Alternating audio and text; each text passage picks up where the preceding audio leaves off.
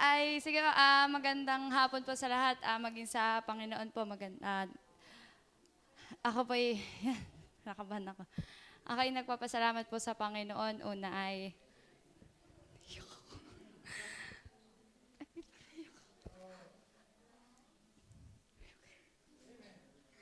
Una po ay sa kaligtasan na hindi nawawala.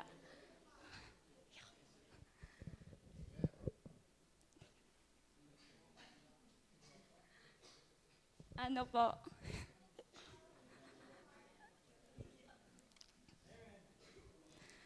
nagpapasalamat po ako sa Panginoon sa kaligtasan nga pong hindi nawawala. Bagaman yung ano po, yung kaligayahan yung kaligayahan po sa Panginoon ay nawawala, pero nagpapasalamat po ako sa Panginoon dahil may mga ginagamit po ang Panginoon para po ako'y manumbalik sa Panginoon. At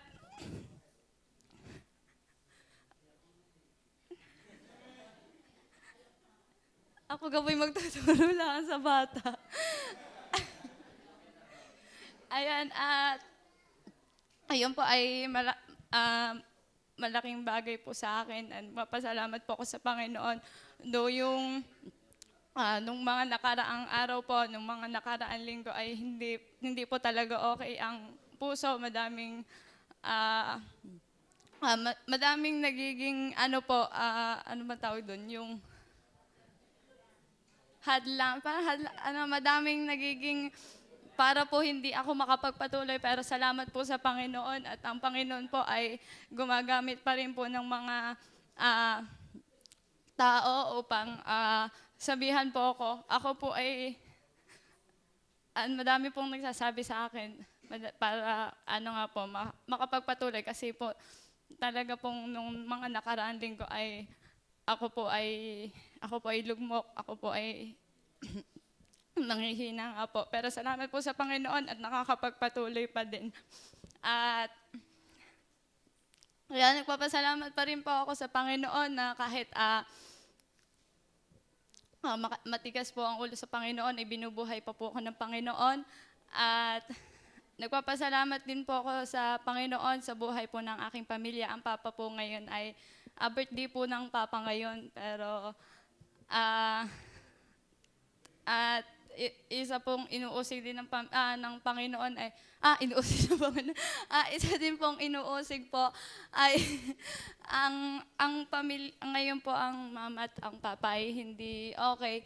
Pero po salamat pa rin po sa Panginoon dahil nung mga last din po na mga araw, kaya isa din pong dahilan ay ang aking pamilya, kasi po minsan ay hindi po ako pinapayagan agad pumunta dito ng simbahan, kaya hindi po ako agad nakakagawa ng ministry sa umaga, na hindi po ako nakakatugtog gawa ng tuwing umaga po kung kailang sisimba, saka mag-aaway, saka hindi ako papayagan, ganon.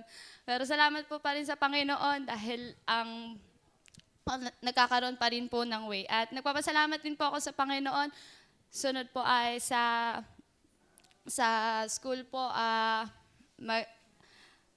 maganda naman po ang akin pong result ng exam ay maayos naman po.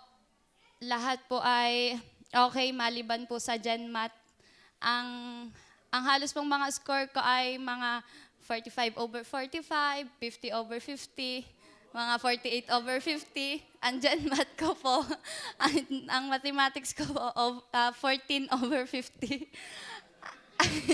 Yan po, pero salamat pa rin po. Kaya po ako ay magre-remedial sa Lunes sa GenMath. At yan, nagpapasalamat po sa Panginoon dahil isa din po ang amin pong weekly devotion.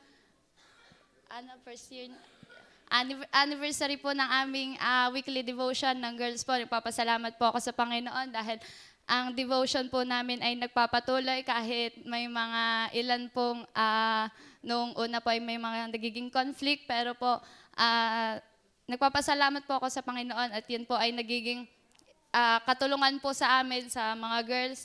Doon po naiipahayag minsan yung mga yung mga battles na hindi po namin masabi. Nagpapasalamat po na nagiging way po yon ng paglago po ng bawat isa po sa amin. At yan po, maraming salamat po sa Panginoon.